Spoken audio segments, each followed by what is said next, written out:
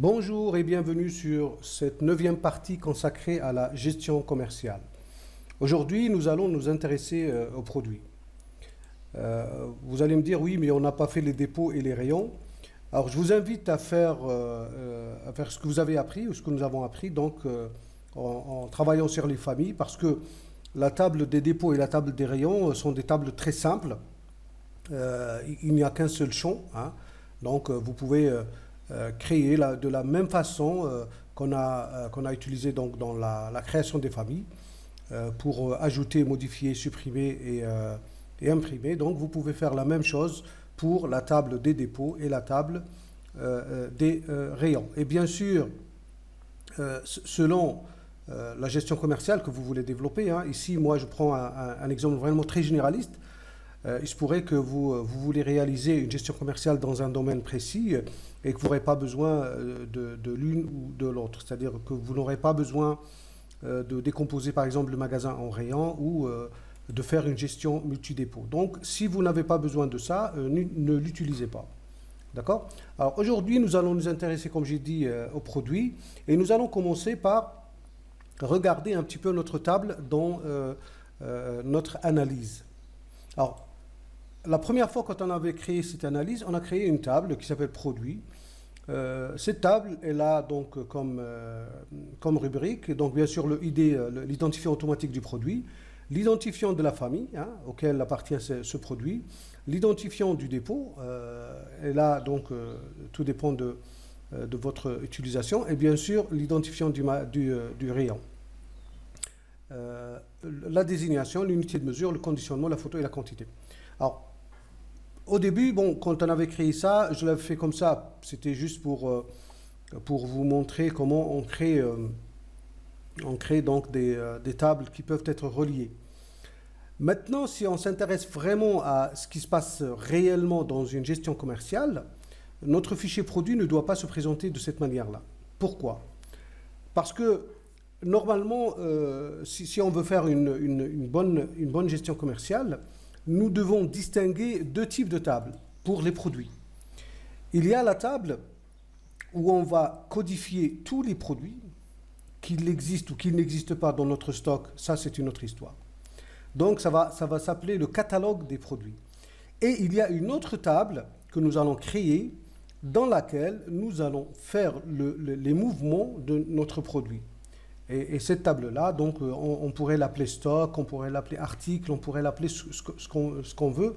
Donc, ce que je voulais vous dire, c'est que pour faire une bonne gestion commerciale et pour vraiment maîtriser le stock et avoir la possibilité donc, de travailler sur les produits sans altérer votre gestion de stock, il vaut mieux avoir la base des produits où il y a la référence du produit, s'il y a référence, le code barre du produit, s'il y a code barre, la désignation du produit dans une table, avec la photo bien sûr, et le reste, c'est-à-dire l'emplacement, comme le dépôt, le rayon dans le magasin, ou par exemple la quantité, le conditionnement, toutes ces caractéristiques-là, elles doivent être mises dans la table qui va servir pour faire le mouvement dans le stock.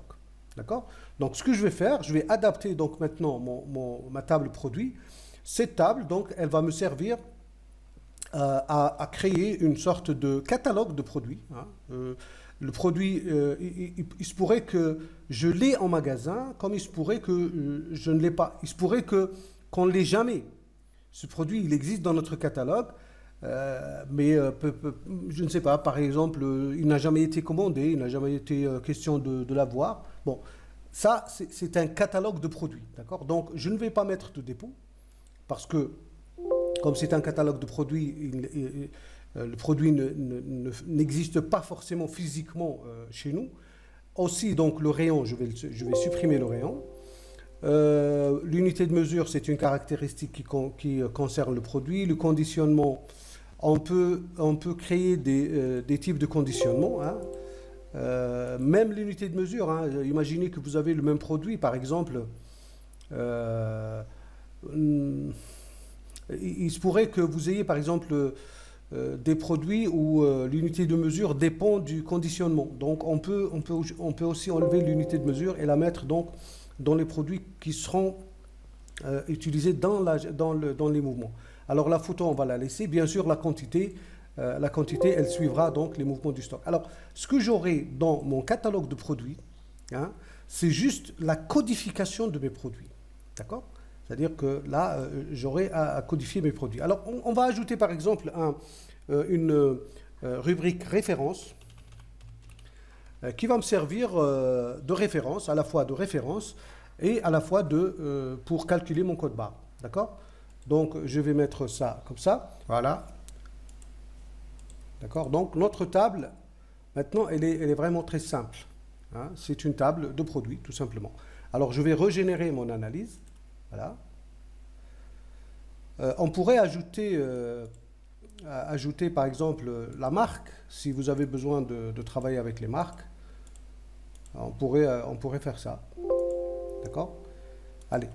Maintenant, pour créer donc, des produits, comme on a fait la dernière fois, des produits pour travailler, hein, donc je ne suis pas obligé de créer tous les produits du client. Moi, je suis en train de créer une application.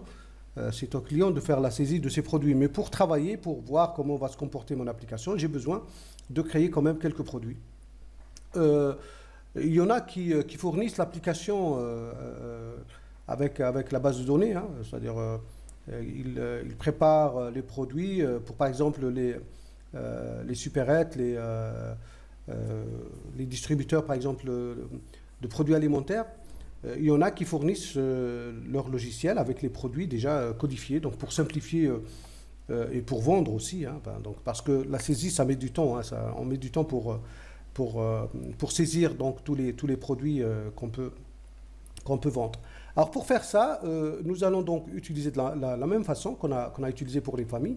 J'ai allé donc sur les produits. Alors, quand vous allez sur WDMap et vous essayez d'ouvrir un fichier qui n'existe pas physiquement, qui n'a pas été créé physiquement, vous avez cette petite fenêtre. Ça veut dire que là, il n'a pas trouvé le fichier physique, le fichier qui doit exister. Donc, je vais aller donc dans le dossier du projet, voilà. Et si je vais donc dans le dossier exe, je n'ai pas, vous voyez que j'ai les tables dépôt, la table famille, la table rayon, mais je n'ai pas la table des produits. Alors, qu'est-ce qu'il faut faire pour que la table soit créée? Il faut revenir à l'initialisation, au code d'initialisation du projet, ici, et mettre hcréation si inexistant. C'est-à-dire qu'on va créer les tables qui n'existent pas. Hcréation si inexistant. Bien sûr, on va mettre ça pour tous les fichiers. On peut spécifier, mais on peut mettre étoile entre guillemets. Ça veut dire que il va parcourir toute l'analyse et il va parcourir le dossier exe. Hein. S'il ne trouve pas la table, il va la créer. Il va créer une table vide. Donc, je vais exécuter pour que mon code d'initialisation du projet s'exécute. Je vais exécuter une fois donc le projet. Et vous voyez, en exécutant le projet, donc le fichier produit a été créé avec les trois fichiers. Le premier fichier, donc, c'est le fichier de données. Le deuxième fichier, c'est le fichier mémo, parce que j'ai utilisé les images en mémo. Donc, il va créer un fichier mémo pour contenir ces données-là. Et puis, le troisième fichier, c'est le fichier des index. Donc, c'est le fichier où il va calculer ces index. D'accord? Donc, je reviens en mode map, en mode WDMap.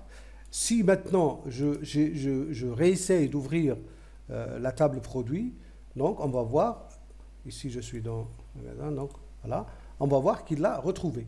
D'accord? Et là, je peux mettre quelques produits pour tester, hein, ma gestion. Alors, pour mettre quelques produits, donc je vais par exemple, si je réexécute mon application et je vais aller donc choisir une famille, hein, dans laquelle je vais mettre des produits, par exemple famille alimentaire, disons brasserie, sirop. Par exemple, je vais prendre cette famille, d'accord, dans laquelle je vais ajouter des produits. Donc, je vais aller chercher le ID de la famille pour le mettre ici. Il faut que je mette le ID de la famille, hein, pour que le produit soit relié avec la famille. Donc, je vais chercher cette famille. Je vais venir ici et je vais taper dans la barre de recherche sirop. Voilà, donc sirop correspond à ID famille 100. D'accord? Alors, je vais aller dans le fichier produit et je vais commencer à ajouter. Donc, je vais mettre 100 comme ID ici. Et pour la désignation des produits, moi, comme je vous ai dit la dernière fois, donc il faut choisir sa source de données. Hein. Chacun, il choisit selon donc l'utilisation qu'il va faire. Hein.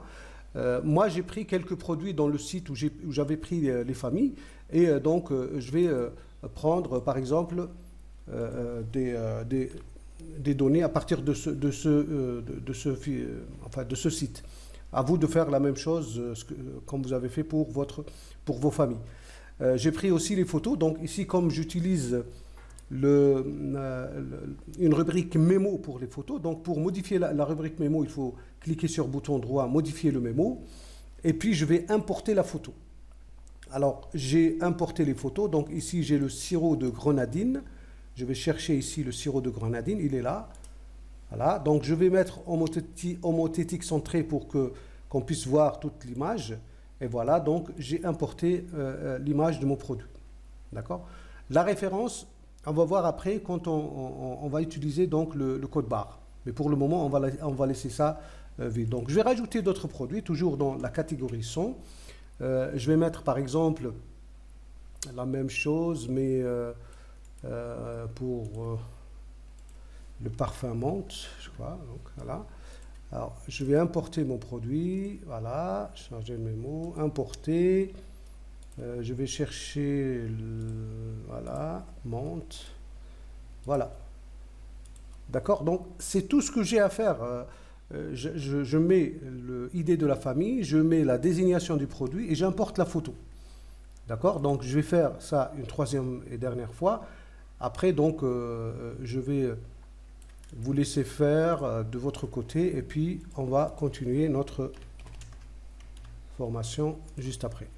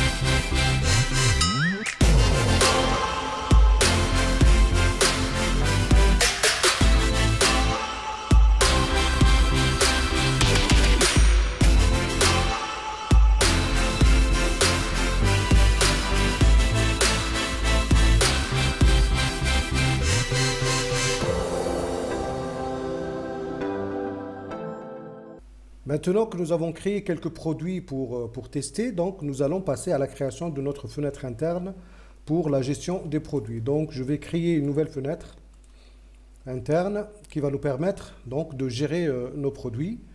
Alors, création d'une nouvelle fenêtre, fenêtre interne vierge. Voilà, donc je vais appeler ça fenêtre produit. Comme ça, d'accord? Voilà, donc je vais agrandir un petit peu la fenêtre pour que je puisse faire ce que je veux. Hein. Donc je vais mettre par exemple sur 1024 768. Comme ça, donc j'aurai plus d'espace pour exprimer ce que je veux exprimer.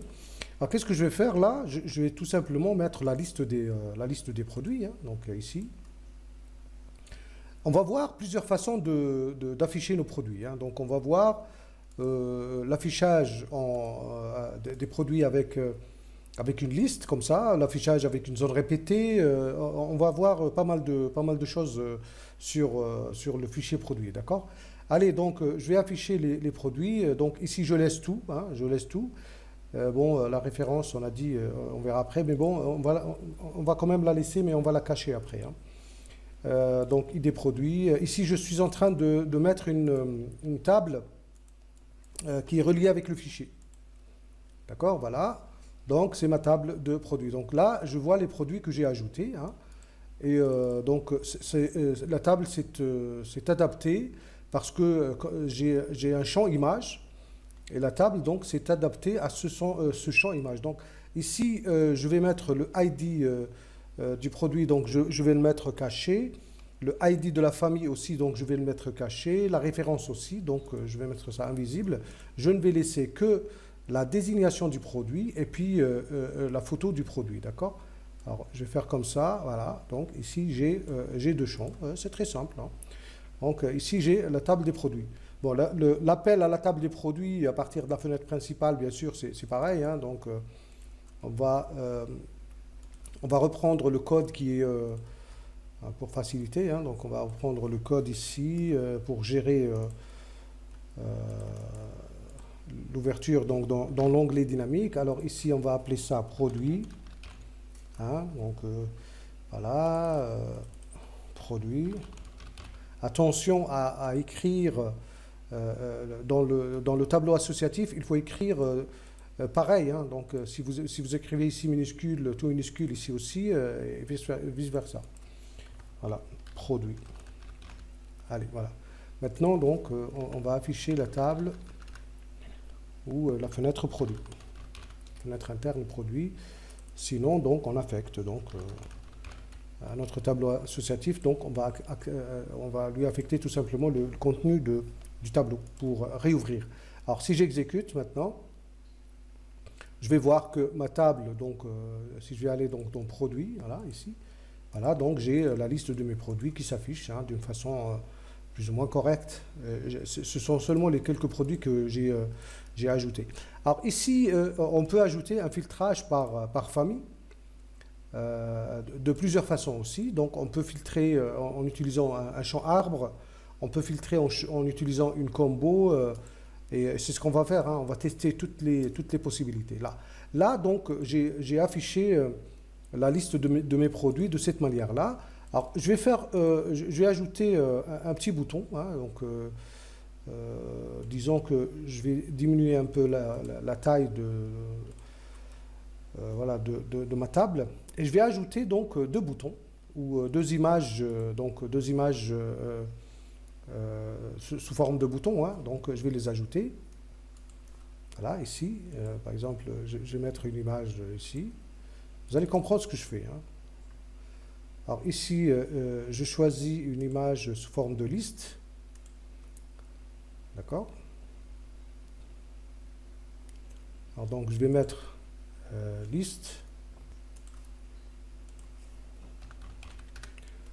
Voilà, donc je vais mettre ça comme ça, sous la forme d'une table.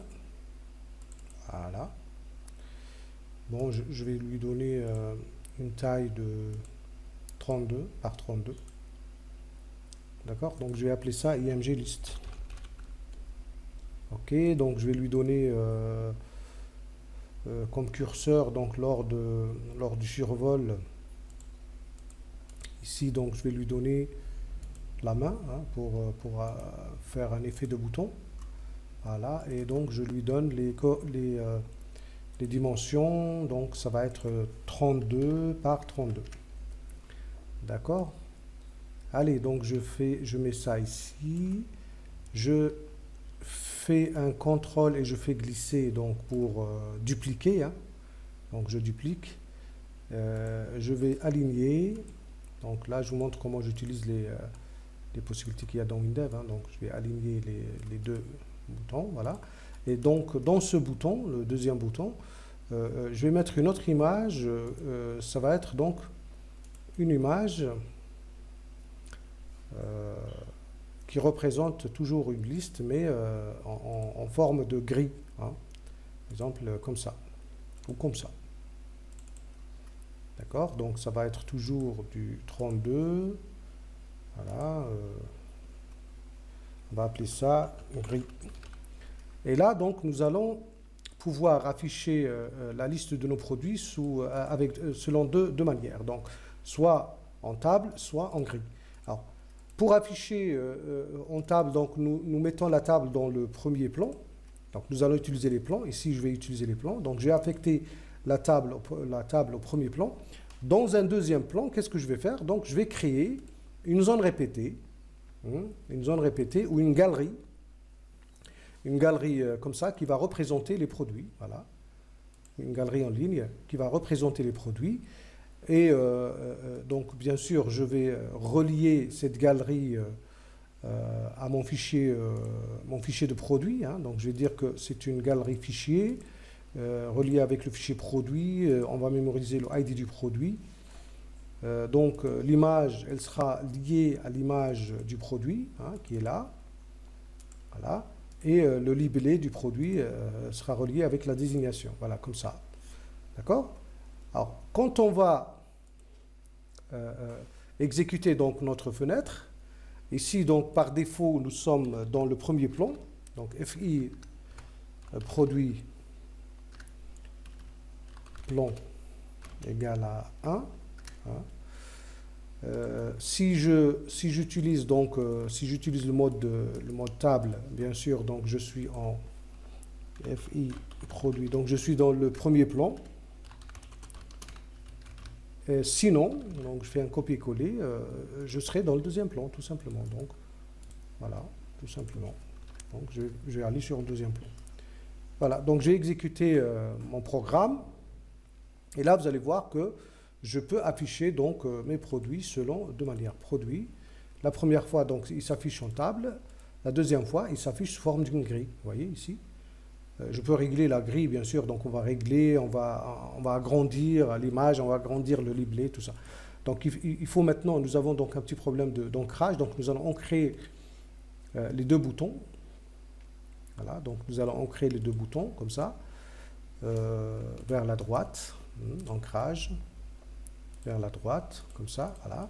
Et puis, bon, on peut agrandir, comme j'ai dit, donc on peut agrandir comme ça, donc pour afficher nos produits d'une manière un peu plus claire. Hein. Enfin, si vous voulez, voilà, donc je vais mettre F7 deux fois pour voir les encadrements donc, des champs, pour pouvoir les déplacer, les agrandir, donc, et les mettre en place, ou les mettre en forme, pour qu'ils prennent donc la totalité de l'espace que j'ai. Et là, je vais régler donc le nom du produit pour qu'il s'affiche un peu plus grand, ou même sur deux lignes. Hein. Donc, j'ai changé de police, de style. Je vais par exemple dire que ça va être du 10 gras, comme ça. Bien sûr, j'ai changé la couleur, donc je vais mettre du noir. Hein, donc, voilà. Et bon, la taille de l'image, donc je vais la laisser comme ça. Et bien sûr, la galerie en ligne, elle va s'adapter en fonction de l'espace disponible sur écran. Donc là, je suis en mode table. Là, je passe au mode grille, voilà. Vous voyez ici, donc, quand je clique, il y a puisque je suis en mode galerie, donc il y a le mode galerie qui s'affiche. Donc, on peut voir que le produit s'agrandit avec son libellé. Bien sûr que là, il y a la transparence, hein, donc je peux jouer sur le style de la galerie pour que quand j'agrandis, il n'y a pas de transparence. Donc je vais aller ici donc, dans le style de la galerie, choisir les éléments pairs et les éléments impairs. Et donc voir l'encadrement, le cadre interne. Vous voyez là, la couleur de fond elle est transparente, donc je vais mettre du blanc. Hein. Je vais mettre peut-être un cadre comme ça, voilà. Et vous allez voir que maintenant, quand je vais afficher ma galerie de produits ou ma galerie d'images des produits, donc il n'y aura plus cet effet de transparence. Voilà, donc quand je clique, vous voyez que maintenant le produit s'affiche avec son libellé et je peux me déplacer entre les produits avec les flèches suivant précédents. Tout ça, ça a été fait d'une façon automatique. Donc vous avez vu que je n'ai écrit aucune ligne de code. J'aime bien répéter cette phrase. Je la répète tout le temps. Oui, je sais, mais bon, c'est comme ça, hein. Donc, je n'ai écrit aucune ligne de code et là, vous voyez que j'ai fait tout ça. Alors, quand je clique, je ferme donc la galerie et je peux revenir en mode édition avec la table. D'accord? Alors, je pourrais choisir, par exemple, d'afficher la table sans les images, hein, pour montrer si ma table, par exemple, contient plus d'informations que la désignation. Et c'est ce qu'on va voir après quand on va ajouter la table des produits qui seront en stock, parce que là, c'est seulement le catalogue de produits, hein, que nous avons. Après, donc, nous allons ajouter, comme j'ai dit dans la vidéo, une autre table qui va nous servir donc pour la gestion des stocks. Voilà. Si vous avez besoin d'une formation personnalisée par Skype, n'hésitez pas à me contacter sur les coordonnées qui sont devant vous. Donc, l'adresse mail, le site web professionnel et le numéro de téléphone. Ce numéro, il est accessible aussi par WhatsApp et par Viber. Donc, je mettrai à votre disposition plusieurs programmes au choix. Vous pouvez même choisir votre propre programme de formation. N'hésitez pas à me contacter pour plus d'informations.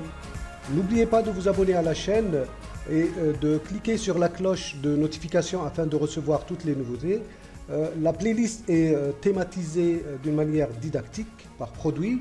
Vous pouvez aussi participer et enrichir la communauté de la chaîne. Merci pour votre attention.